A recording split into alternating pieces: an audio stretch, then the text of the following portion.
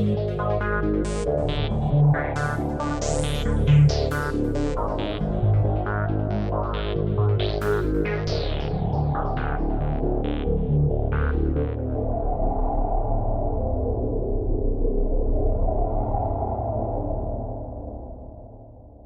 everyone, and welcome to another special holiday bonus episode from The Trail Went Cold. So earlier this month, Josh Hallmark of the True Crime Bullshit podcast came up with an idea of having a bunch of different true crime podcasters record episodes together in which we'd converse and share stories about our various experiences in the field. Once the episode was recorded, we'd each drop it into our respective feeds, and Josh pretty much assigned us all together at random in groups of 3. So I got teamed up with Melissa from the Navigating Advocacy podcast and Robert Palmer from the Broken System podcast, and even though we've all met each other and hung out at various podcasting events, this is the first time we got the opportunity to record an episode together. We didn't really plan anything in advance and just spent about an hour chatting about various topics and had a blast doing it, so we hope you all have a blast listening to it. So without any further ado, here's the 3 of us conversing about true crime podcasting. So hello, everyone, and welcome to a special joint podcast collaborative episode, which was organized by our friend Josh Hallmark of True Crime BS Podcast. He thought it would be a good idea for the holidays to get some of the podcasters together to do group chats where we would talk about random topics, and he pretty much selected and grouped us together at random. I'm here with one host of a podcast that normally has 2 co-hosts. That's Melissa from Navigating Advocacy, and also Robert Palmer from the Broken System podcast. And even though we have met each other and hung out multiple times at podcasting events, this is the first time we've recorded an episode together. So really exciting. Yes, same for me. I am excited to chat with you guys for the next little bit. So yes, like Robin said, I am Melissa. I am one of the hosts of Navigating Advocacy podcast. We started during COVID, really, just chatting about true crime, and then decided we wanted to start working with families and rebranded. And now we work with families on every single episode that comes out. Awesome. And I'm Robert with the Broken System podcast. And I started my podcast at a change in my life, left a corporate world and moved into a personal journey of business ownership and filled my free time with podcasting and fell into being tugged on my heart with some cases that was local to my area and local to the Southeast, and started that advocacy journey that way. And I'm Robin Warner of the Trail Went Cold podcast. I'm pretty much the old veteran here because I've been around for a long time. At the time of recording this, I'm only a few months shy from my 9-year anniversary of a podcast. I started in February of 2016 when there were only a handful of true crime podcasts out there. The boom was just about to start where it became very popular and a lot of people started the shows. And I decided, as a fan of the TV show Unsolved Mysteries, that I was going to cover a lot of the cases that were featured on the show that were still unsolved today, and hope that people might be interested in listening to it. And it turned out they did. I got pretty lucky, and still going strong all these years later after more than 400 episodes. And it's been great to meet so many podcasters like you two over the years, just to see how much the genre has evolved. That's amazing. Congratulations on that. That's an awesome achievement. Thank you very much. Seriously, that's a long time to be podcasting. So that's amazing. And I've shared this story a few times before, but I originally hoped to be a YouTube series. I think it was all the way back in 2013 where I was going to start a show called The Unsolved Mysteries Fanatic, where I would literally dress as Robert Stack in a trench coat and do host segments and show clips from the original Unsolved Mystery show and analyze the cases. And we got 1 episode done, and it was on YouTube for about half an hour. And then we got pulled for copyright infringement by Cosgrove Muir, the production company that does Unsolved Mysteries. Took a couple years, and we brainstormed a new idea and then figured, why not just do a podcast where I can talk in front of a microphone and not have to worry about standing in front of a camera and worry about copyright infringement. And it turned out to be the correct decision. That's crazy. I had never heard that story before. And yeah, video on YouTube is a much different realm. Whitney and I try to do it. It takes a lot more work than your typical podcast episodes. So same here. I've done 1 or 2 episodes on YouTube. Typically they're when I have the family on. And with the current case that I'm on right now, Amber Spradlin, they have so many questions after court hearings. So what we've started doing is going on YouTube live. So after the court hearings, the family can just come on and answer all the questions, because on the Facebook group, it would just get so crazy and it would be the same question over and over again. So we were able just to go live on YouTube, do that, record it, and then post it on the Facebook group and say, hey, if you have questions from today, go here and listen to this. So that's been one kind of venture for me that's been successful on this time for this case. Yeah, I do that a few times too. Like every Thursday, I do live streams on Facebook with my listeners where I talk about the featured case on that week's podcast episode, and they send in questions and comments. It's a post show for each of my episodes, and it works well because I just record it under these circumstances where I don't have to wear a trench coat or anything or have a loose printing myself, and it works out pretty well. I don't know if either of you two attended it, but back at the True Crime Podcast Festival in Dallas, I actually screened the long lost episode of the Unsolved Mysteries Fanatic. We had a panel session where I screened it on there, and a lot of the podcasts wanted to see me back when I had a goatee and was dressed in a trench coat. So we all had a good laugh at it, to see how the Trail Went Cold's original incarnation. I was not there, but I would have loved to have been. And I think we need to press for that to happen again. I can screen it again because not everyone was there to see it. So maybe I'll do that next year. Yeah, I didn't see it either, and I didn't even actually hear about it. So now I'm like, what the heck? How can I miss that? I'm like, how can I go back to the Wayback Machine and find it? Yes, definitely do it again. I'll do it, yeah, because I can't post it on YouTube without it getting pulled. I think before I screened it at the festival, I think maybe 5 or 10 people in the world had seen that video. So they were one of the lucky ones to be able to see it. So cool. So when I guess for me, Robin, what I have a question for you, just coming from my aspect, when you say you have almost 400 episodes in your podcast, how do you get through without getting fatigued? How do you get, because I'll get 5, 6, 7, 8 episodes into a case and I feel podcast fatigue come in for me. I do. I don't know about you guys. Yeah, I'm lucky that I really haven't felt too much fatigue over the past 9 years because I haven't taken a lot of time off. And I think it's just because of my background, because I got a postgraduate degree in script writing. I really wanted to be a screenwriter who wrote movies and TV shows, and wound up just doing podcasting instead. This is really what I wanted to do, was just write. And I don't want to say that this felt easy, but after so many years of taking script writing class and trying to come up with fictional scripts where I come up with fictional stories, fictional plot lines, writing scripts every week about real life events just felt like a break. Like I didn't have to change anything. All I would have to do is share the facts.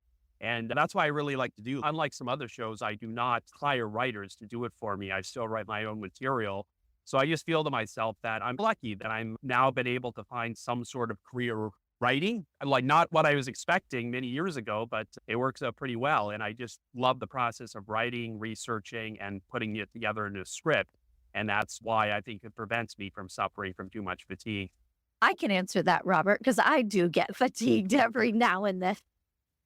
But it usually with the live events or the conferences when there's a lot back to back, I'm just naturally an introvert. So when there's like lots of meetings, lots of family member interviews, and then these conferences, I do get worn out quite a bit. Luckily, I have a co-host, so we split everything straight down the middle. We write, produce, do everything on our own. And if I'm ever feeling like, hey, I need to chill out for a few days, she's got my back and back and forth. I don't know how you guys do it just on your own, because that sounds terrifying to me. And I'm so glad that I have a partner in this. If something bad's happening, I can always bounce ideas or complain or vent to her, and she understands. So it definitely makes it easier that way.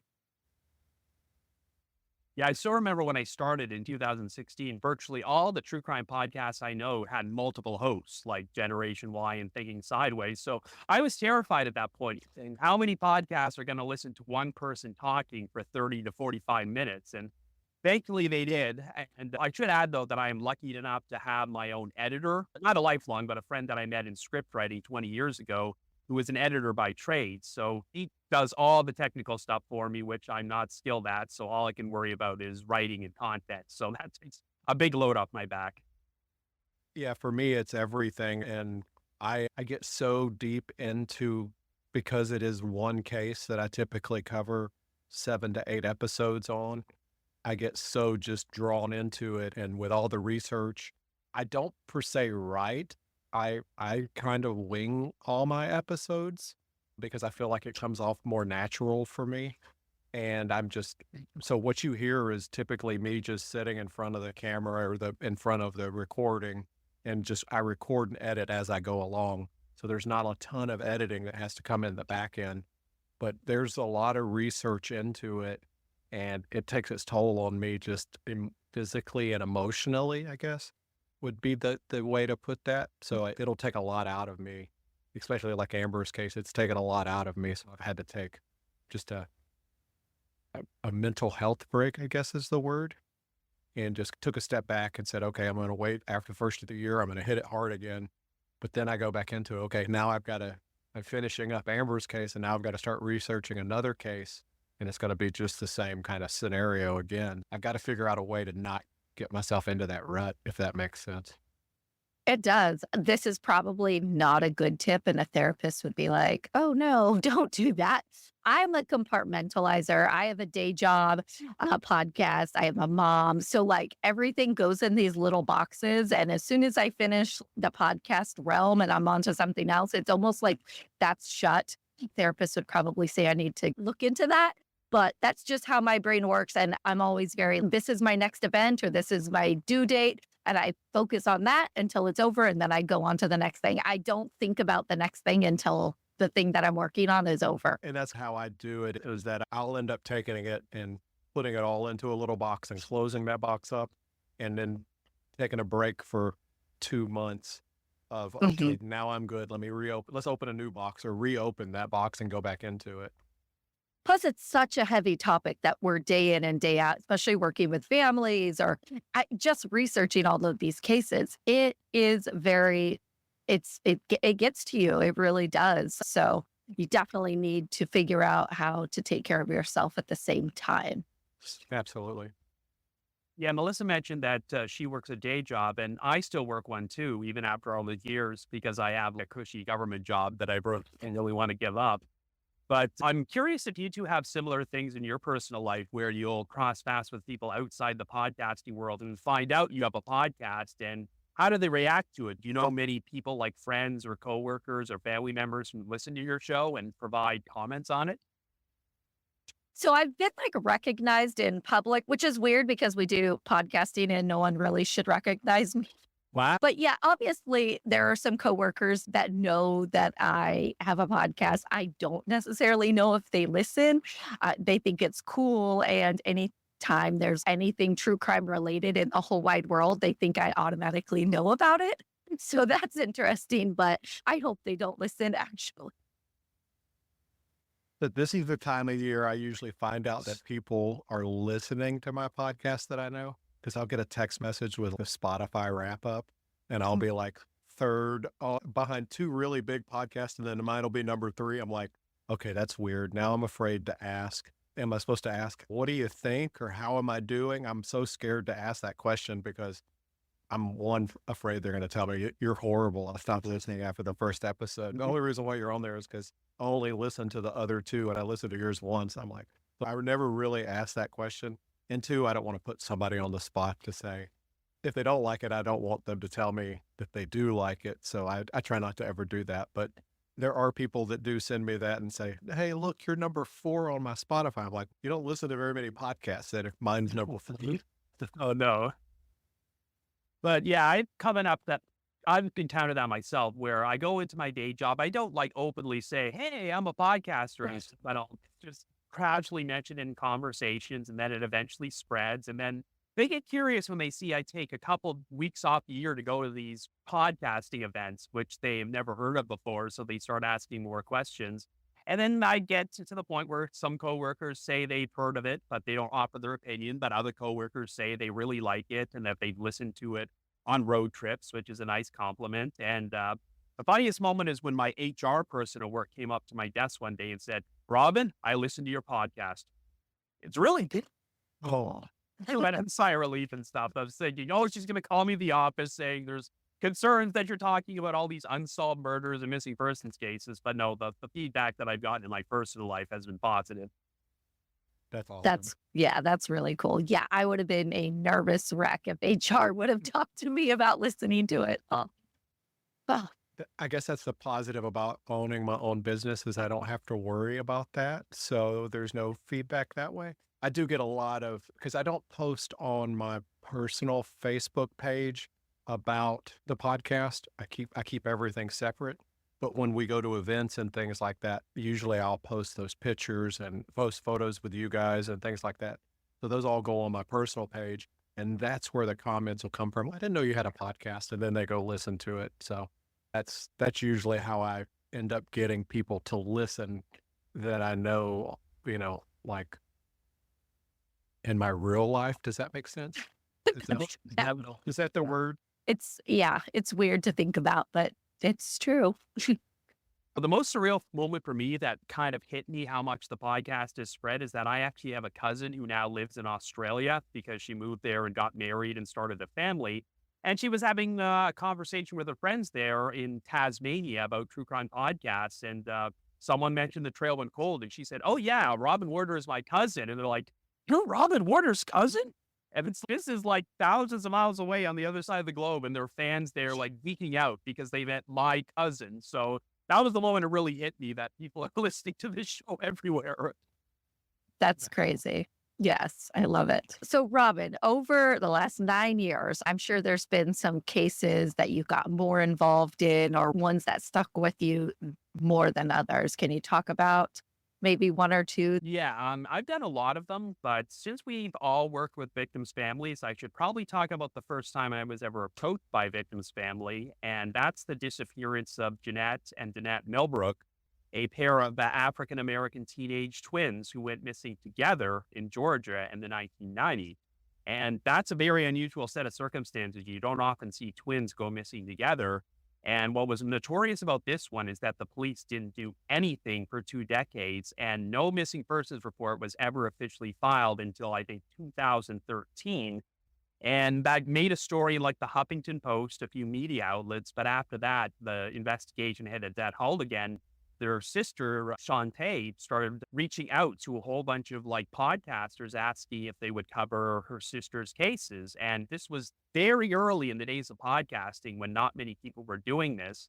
And I wasn't the first. There was a great podcast that covered missing persons called Thin Air, which did an episode. They're sadly no longer around. And I think a friend of hers found out about the trail went cold and reached out to me. And I was just blown away because I'd only been around for maybe 10, 11 episodes at that point. Yeah, and not many podcasts were doing that, but I read about it. I thought it sounded so outrageous. So I got in touch with her and covered it. And she was so happy about it that the great thing is with podcasting is that you're your own boss. You don't have to answer to any executives or corporate people about which cases to cover. You have full creative freedom.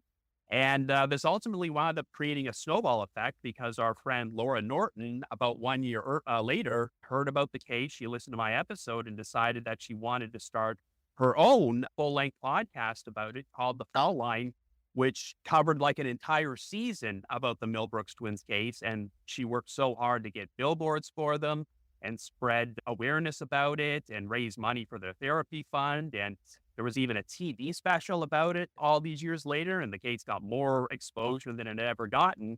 And it reached this crescendo when Laura changed her careers and entered forensic genealogy and actually published a book last year titled Lay Them to Rest. And I'm reading the intro to it, and she mentions on page 2, this all started when I listened to a podcast from Robin Warder called The Trail Went Cold. I decided to get into true crime, and I'm thinking, wow, I didn't release that little episode years ago. This book may not exist. That just shows the difference you can make. It's just one episode, maybe a half hour long, that you don't know how many people are going to listen to it. But here we are like 9 years later, and just doing that episode drastically changed people's lives. It's so surreal.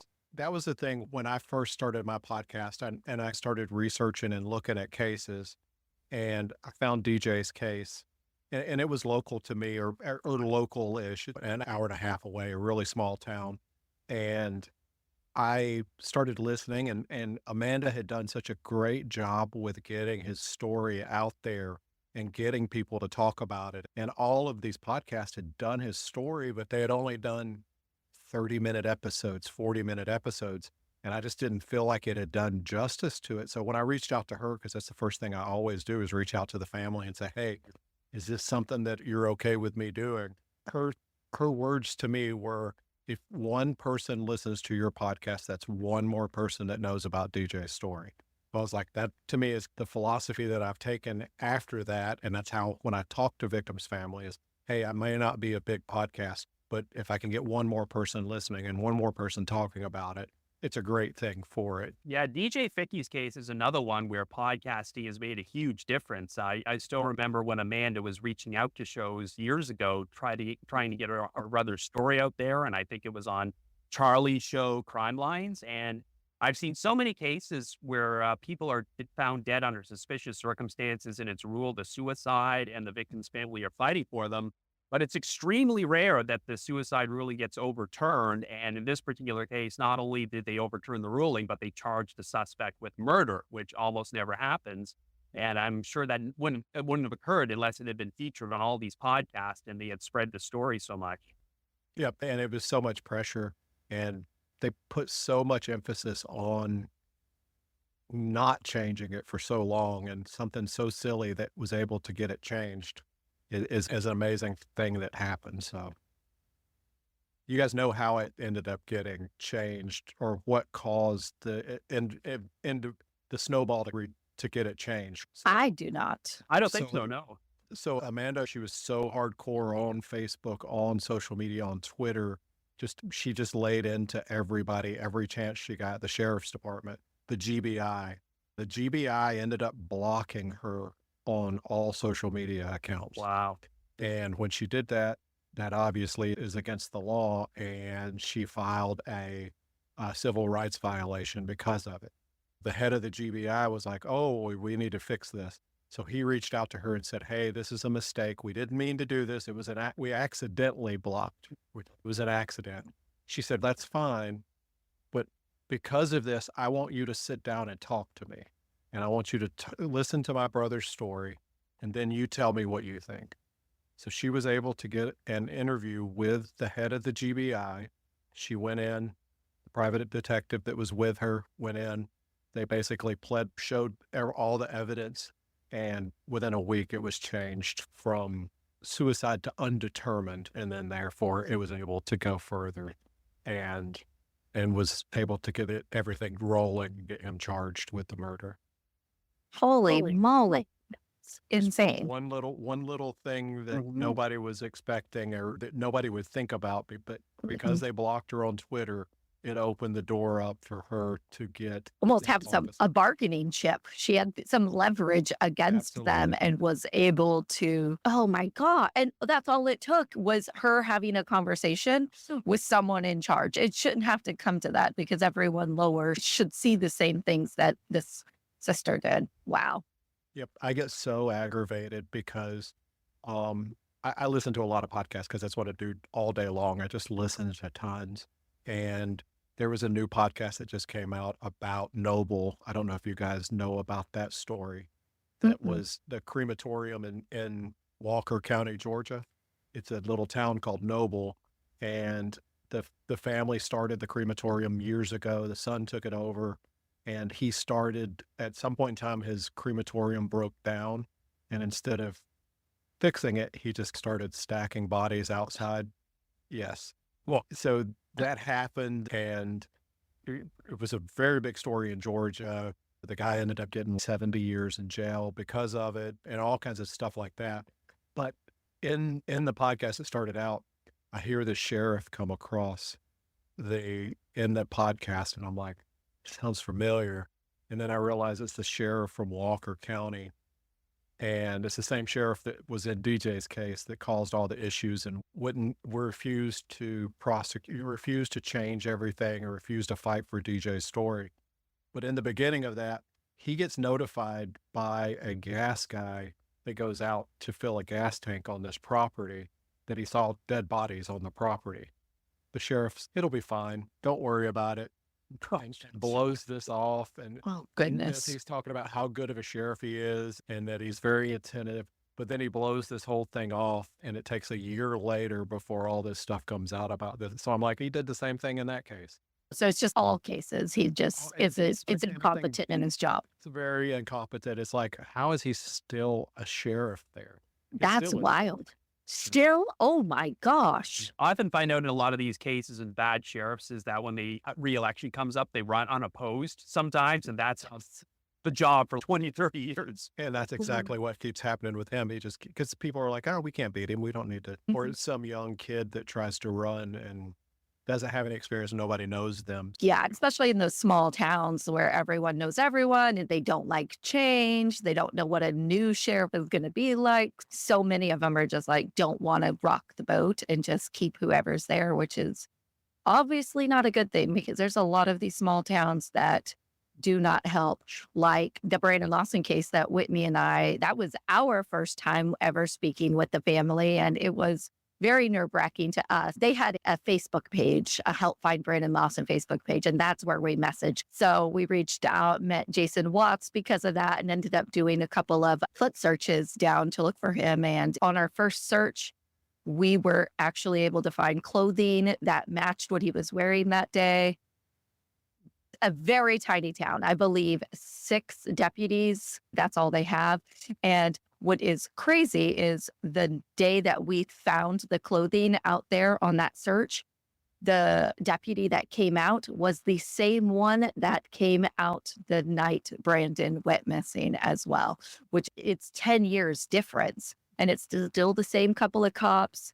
Sheriff was like, oh no, he ran away with a woman. He had a drug past. So they didn't even try to search for him. They're like, he could go where he wants to go. He's an adult. A couple of random people that had no experience doing foot searches ever in their lives went out there and within one day was able to find the clothes that he most likely was wearing that day. And then Texas Rangers went out, found actual human remains, and it's been in DNA testing for a couple of years, but we're hoping it's back soon. It just kept getting pushed back for cases that are newer and they're not cold cases and stuff like that. So we're hoping we hear back soon. But all of us, even his family, they all know they're pretty sure it's him.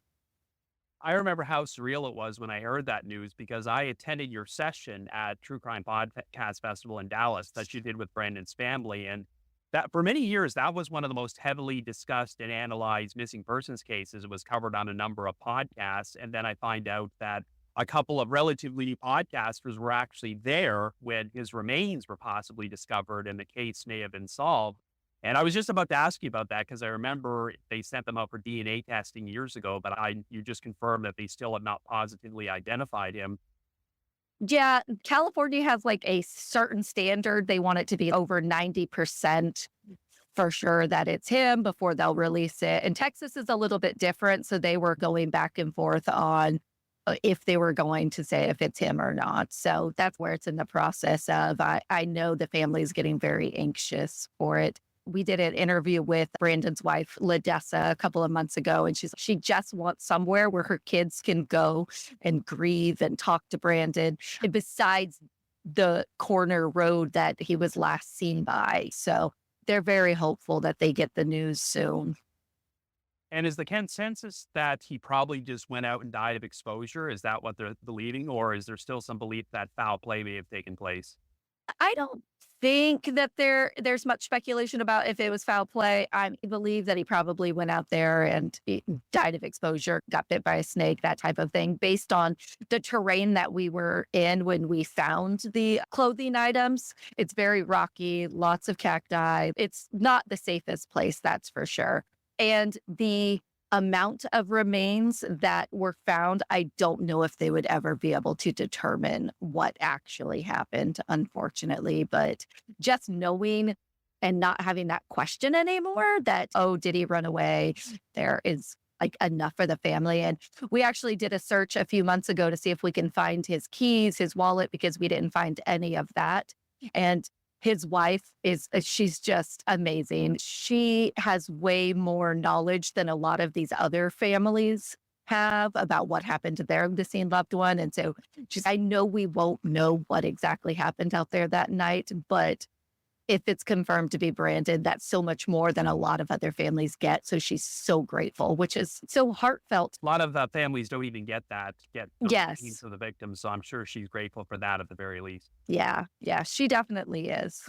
And it makes it so hard when you talk to families that have no idea. And especially when law enforcement or people automatically say, oh, they ran away because of their history or their past. And that makes it so bad because that's not true, especially when something didn't happen like that. In our season, in one of the episodes in season 2 for me was a young guy. He was driving from Jacksonville back home. There were some drug issues and it was known that he did some drugs and things like that. But he was talking to his uncle. It's Braden Rose is the name of the case. And he's talking to his uncle, and then just lost contact. Nobody heard from him, just disappeared. Nobody knew where he was at. And the police, their aspect of it was, oh, it's fine. He's an adult. He can go wherever he wants. They did really hard searches, ended up finding, Facebook just went crazy with the case. They ended up finding his car in a tow yard in Colleton County, South Carolina. The family said, okay, how did it get there? The police towed his car there. So they knew, even though all of these missing person reports were out there, his car had been towed. They never notified anybody that his car had been towed. They never put 2 and 2 together. So finally, his uncle said, okay, we're going to go out. We're going to do a search. Where was the car towed from? So they gave the exact location where the car was towed from. They set up Texas EquiSearch to come out. They had some dogs they were going to bring out to that area. His uncle went down the day that they were going to meet. 25 foot off the road, they found him deceased. And so his uncle is the one that went there, found him. And the police were like, oh, sorry. We didn't realize and the police had towed his car from that spot. And then he had supposedly his blood alcohol level, the drugs in his system were like 80 times the normal level of methamphetamine. Mhm. There's no way that it would have been that much. He would have never been able to drive or do anything with that much in his system. And there was some blunt force trauma, some things like that. I just finally got the autopsy stuff from it. So I'm going to take a look through all of that, the police reports. But they've said, oh, he died of a drug overdose. I was just about to ask. I'm like, let me guess. They say he died from a drug overdose. 20 from his car. That's crazy. And the fact he was right there. That's same thing with Brandon Lawson, within a mile of where his car was. Recurring theme in a lot of these cases where the police miss a victim and then the family or advocates do their own search, and then they're the ones who uncover the answers. Unfortunate that police look at these guys and gals as what their history is. Okay, they've done drugs in the past, so therefore that's what they're doing now. Or they're lower income, they're in a known drug house. So with DJ's case, it was a known drug house. They'd been out there. When I did research on his case, they'd been out to that house 63 times prior. Wow. And 17 times after for drug-related or fight-related issues. So when they got that 911 call, they closed it in their mind, oh, we're going to go out here and deal with a suicide, because that's what they said. They went out there, they closed it up as quick as possible, which luckily they didn't. Luckily that police officer did continue to look into it and continue to interview people after the fact of them saying it was a suicide. So That's good. but other things don't have that luxury. I get people when they hear DJ's case, they hear Braden's case, or like Amber's case, they'll message me and say, hey, can you look into mine? I don't think it was a suicide. I'm like, yeah, send me everything you've got. And they have a page and a half police report that says suicide. I'm like, there's unfortunately, and this is from 10 years ago, one case that messaged me. And I'm like, there's nothing I don't know what else to do. And I'm so heartbroken in myself. I want to be able to look into it, but I'm not able to because there's just no information, or nobody will talk to me from here. You could talk to this person or this person. And they're like, I'm not talking to you about that. Okay, great. So how am I supposed to go further with that? It's hard to tell somebody's family is, look, I would love to help you, but I can't. We've shared a bunch of stories here about bad police work, but I thankfully have a happy story to share now about one where the police went above and beyond the call of duty to solve one of the cases I cover. In 2020, I was approached from a woman who was reaching out to podcasters to see if they would cover the case of her grandmother, Mary Jane Van Gilder, who had gone missing all the way back in 1945. And obviously, this woman didn't know her grandmother, but she still wanted to find out what happened to her, because it was one of those things where you could pinpoint where she went missing, because she had a husband and a bunch of children. She lived in West Virginia, and then she decided to relocate to Ohio and got a job at a munitions factory to help the World War II efforts. But then around March of 1945, she just dropped off the radar. No one knew what happened to her. She was never officially reported missing. And of course, there was no evidence of foul play, so she could have walked away. We just didn't know. We just didn't have any evidence. But the family reached out to a police detective in Shelby, Ohio, named Adam Turner, and he actually agreed to open a new investigation, even though the case was 75 years old at that time. And he was all for the family reaching out to podcasters and YouTube videos to cover the case, because he felt it's so old that I just want to get as much information out there as possible because I have so little to work with. And we had a phone conversation. He was very cooperative, shared everything he had on the case. And just last year, they actually solved it. Remarked by sheer chance, because he had put her employment record from her time working at the munitions factory on a website because he wanted people to have as much information as possible. And an amateur sleuth actually contacted him and says, you might want to check out the name of the person listed as her supervisor. And they pulled up this guy's name and on the Find a Grave website. And they looked at his wife, who had died in 1990, and they noticed that her name was Mary Jane. She had a different last name, but she had Mary Jane Van Gilder's exact birth date. So he starts thinking to himself, maybe they got married and went off and started a new life together. So he got in touch with the granddaughters of this other Mary Jane, got their DNA, and it turned out to be a match to the family of Mary Jane Van Gilder, which showed that she just decided to go off, start a new life with a new family before she died of natural causes in 1990. And I remember watching the press conference while it was live streaming online, and he showed photos of Mary Jane in 1945 and photos of this woman in the 1980s, shortly before she died when she was old. And I was like, oh my God, that has to be the same person. That's totally the same person. And then he announced that, yes, it was, and he had conclusively solved this case.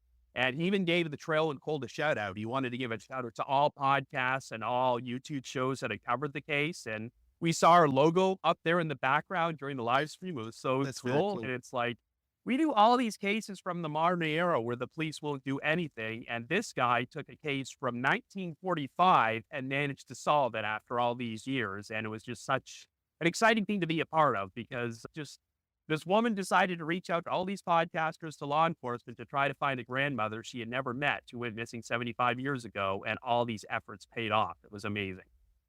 This is the best story I've literally ever heard in my entire life. Because first of all, police officers are doing an amazing job. And second of all, she really did run away, which never happens. I swear that is, everyone thinks that's what's happened. They ran away, they ran off, they got tired of their life.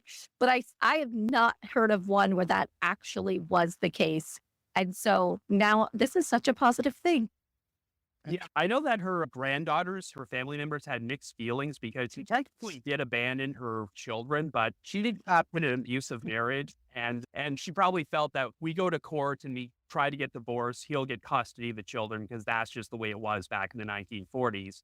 But it does sound like she had good happiness when she found her new husband, and all her children said, and her grandchildren said, she was a great mother, a great grandmother. So she at least lived the last 45 years of her life in happiness and died of natural causes. Yeah, does suck That's for her such a, children. But right. It's one of those good and bad type stories. Bad for the family, but good that the result or the end result was a positive one for everyone. Everybody, at least everybody knows now as well. Hmm. Mhm.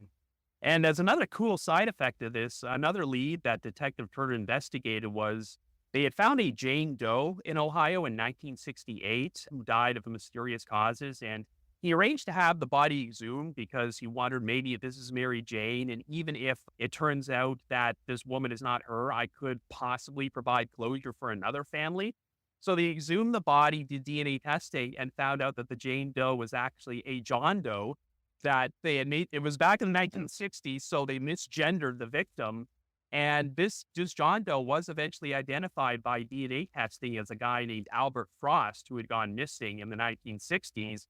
So that's exactly what happened. He provided a resolution for another family about a victim who had been missing by complete accident. He wasn't even planning to, but he essentially solved two missing persons cases in one just by this extra effort. Amazing. That, I know I say it a lot, but that is actually amazing that he was able to do. And it's so frustrating that police officers don't use the tools that are out there for them to do that.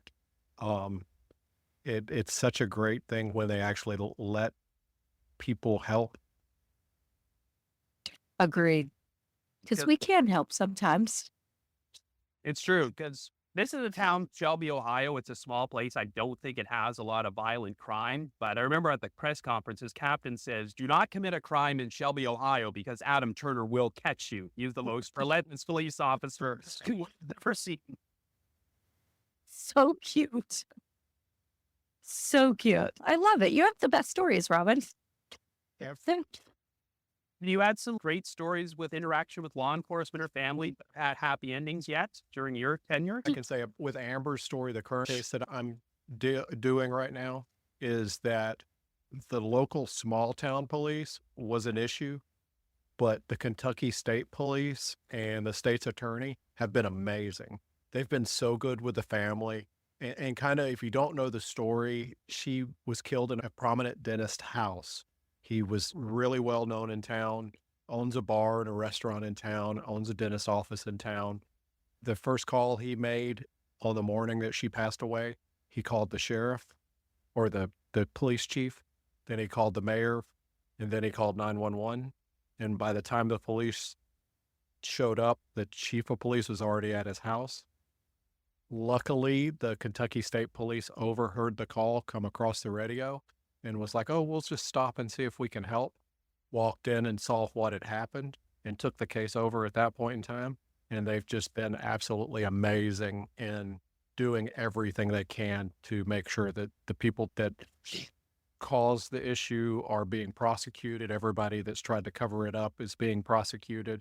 The state's attorney has said, "We're not going to let this case go. We're not letting the town prosecute it. I'm prosecuting it." The police have been in contact. The Kentucky State Police have been in contact with Amber's family, letting them know what's going on, every stage of everything. There's been issues with politics in the state of Kentucky with the DNA testing and things like that. It's been a very long process because they're really far behind on that type of stuff. But they've been very good about talking with the family, letting them know what's going on, what they're waiting on, why they haven't done something. So that to me has been the positive side of the police. Yeah, there was that negative in the beginning, but the Kentucky State Police have done everything and their detectives have done everything right for the family. They've communicated with the family and they've made it to where the people were arrested in July. It's amazing. I did think of one where law enforcement was amazing. The case is Julia Golden out of Arkansas, tiny town there. Whitney and I visited with the victim's daughter.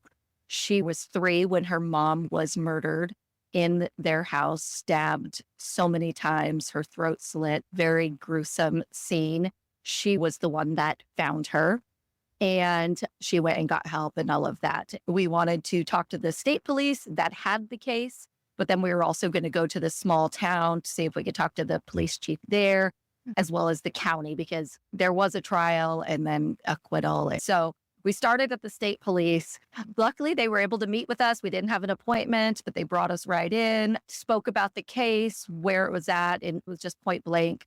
They said, unless something crazy happens, there's never going to be a resolution in this case. They could not find any of the evidence. They have no transcripts. They have nothing. And they tried to find it and they have nothing. And that's all they could do. So that wasn't the greatest experience, but they at least told us that to our faces. Then we spoke with the county. It was also good. They're also like, hey, we don't have any evidence. We would love to reopen this, but there's just nothing. We get to the tiny town, speak with the police chief. We're talking this building is no bigger than a 3-bedroom house. Very small. He meets us. Obviously, it's kind of Southern place. So offer us snacks and coffees and everything that we could possibly have. And he was once again, hey, we don't have the evidence box. He said he personally went to so many different locations because this murder happened back in the late 1980s. This police station had moved 3 times since then. Once it had flooded, once this and all this crazy stuff. So he said he personally had went to each of the locations that the records could have been at, search through all of it. He had a couple deputies go with him and they went through everything. They had this old jailhouse that they once had as a storage room. He said he looked through everything. He still couldn't find it. But the fact that you can tell he was authentic and genuine about his search, and he apologized profusely and was like, this is unacceptable. What happened not only to your mother, but how this case has been dealt over the last 30 years. I apologize for everyone before me because obviously he wasn't sheriff when her mother was killed. But it's just a little bit of support and caring attitude really made a difference, even though delivering the same news that the Arkansas State Police had given, the county gave, his just came off so much better. And you can tell that the guy really did try versus the other ones that were more a little bit like, oh, sorry, there's nothing we can do. That attitude really means a lot. Definitely. I've seen a lot of cases where they're still unsolved, but you can tell that law enforcement is doing everything in their power to try to solve it and doing everything properly. And it's just out of their hands sometimes why they can't solve it. So it is refreshing when they actually put the effort and are very compassionate towards you and the families. Yeah, and that's what families want. They understand sometimes it is a rock and a hard place, and there is no way to go forward without a new piece of evidence or a confession or a tip that brings it all together. They know, I feel like they've already lost hope so many times that they have that in their back pocket. Like they know it might not turn out the way that they want, but just being empathetic and listening and having that caring attitude is all they really want. They want to know someone is fighting for their loved one and then they're not being forgotten. And if we can just do the bare minimum, if we could just do that, it would be so much better for most of these families. And that's what the hard part that comes down to it is that a lot of times the people that we're speaking with had nothing to do with the case when it originally started. And it's been through hands after hands, and either evidence is lost, things are forgotten. Every year that gets added to something, people pass away, and memories and things like that just fade away. So when you do find someone that is compassionate and they do care about it and they are actually genuinely trying to do something, even if they can't do very much, if they're trying to genuinely do something, I think it means more to the family than anything. Do you have any funny podcasting stories? Maybe we should close off with a funny podcasting story. That's so hard for me, but I don't. Most of my stuff ends up just, it's hard to have. I wish I had something funny. I do want to start a funny podcast. One of the weirdest things I've ever experienced occurred several years ago because we have Google Alerts set up so that we will be alerted if the trail went cold gets mentioned, anything new, because that's how we find out when we're featured in like news articles and stuff. Well, one time I found out that the trail went cold had been featured in a piece of erotic fan fiction that someone had written at a website. And I read at the beginning where it says, this it was a disclaimer saying this story mentions The Trail Went Cold and My Favorite Murder, but it has no association with either of these podcasts. And I was dreading whether I wanted to read it. Is this some weird fan fiction by Tal, like Georgia and Aaron from My Favorite Murder? Thankfully, it turned out to be tame, and I was not one of the characters. It turned out that it was like based on some anime characters from Japan or some sort. And the worst they did in the whole story was get together in front of a fireplace and kiss. There wasn't anything X-rated. And they just talked about how the characters had a bonded interest in true crime. So the writers said that they sat down and listened to such podcasts as My Favorite Murder and The Trail Went Cold before they had their night's kissing of it. Hopefully it turned out to be a nice, lighthearted one, but that's when I felt, okay, you know you made it when you're being mentioned in other people's erotic fan fiction. I have yet to do that, so I have not made it yet, but I'll let you know. Okay. I think I'm going to have to go in and put Google searches to make sure that I'm not in anyone erotic fan fiction. Yes. But of course, when I shared this story on social media with my fellow podcasters, the first thing they said was, need the link. I have to see it. Of course. Everybody was fun. Okay, so mine's not, it's funny now looking back at it, and it probably taught me a lesson. So Whitney and I were working on the Levi Frady case out of Georgia, a little boy who was abducted and shot.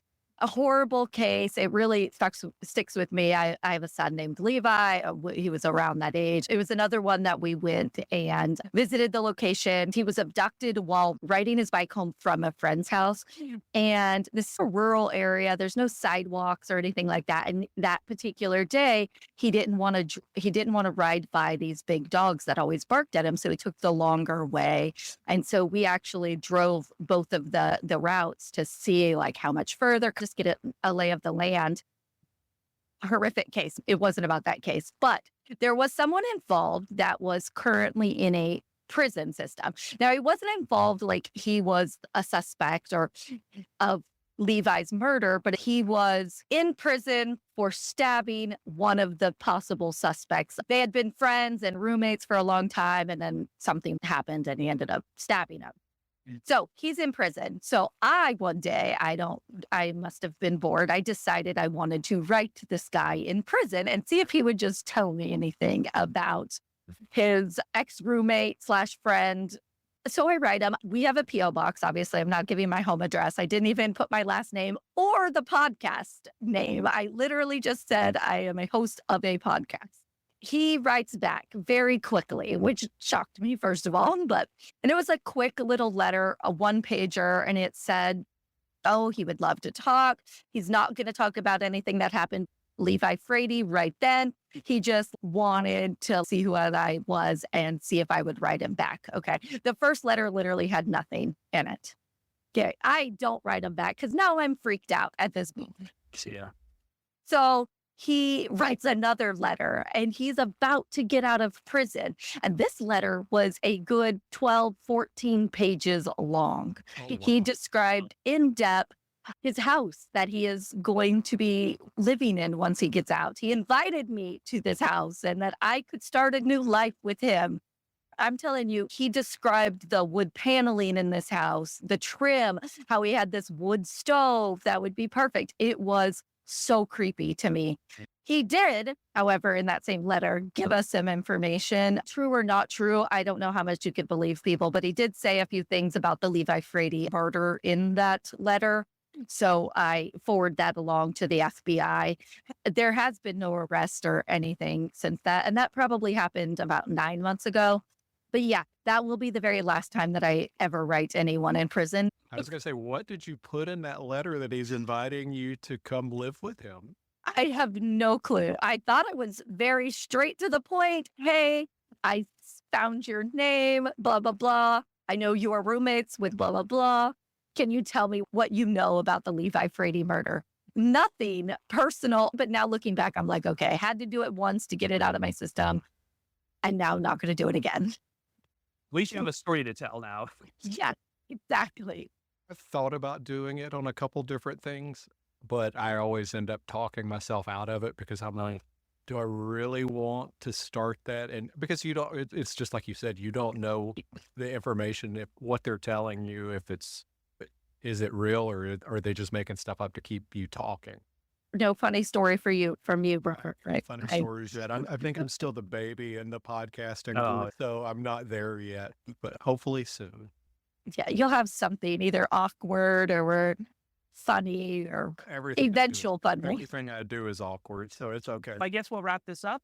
Thanks so much for joining me, Melissa and Robert. And I'm sure I will see both of you at podcasting events in 2025. Melissa, I just was registered for Advocacy Con last week, so I will see you in Indianapolis at the end of March. And I'm sure I'll see Robert at least at the True Crime Podcast Festival. So Robert will be at Advocacy Con as well. Yes. Next year's a busy year, I think, for podcasting events that I actually want to attend. So Yeah, that makes the difference. But yeah, yes, we're so excited to have you both there. I'm excited to be there. yep, excited to be there too. And I'm sure we'll have some more funny stories to tell when we see you. Thank you both. Have a good night.